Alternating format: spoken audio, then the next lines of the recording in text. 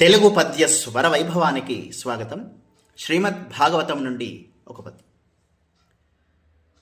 నిరహంకార నిరస్తపాప సుజనానింద్యోల్లసత్కీర్తి కొందరు కామించి అశక్తులై మనములన్ దందహ్యమానేంద్రియ ఆతురులై ఊరక మత్సరింతురు. మహాత్ముండు ఈశ్వరుండైన ఆహరితో బద్ధ విరోధముందొడరు దైత్యశ్రేణి చందంబునన్.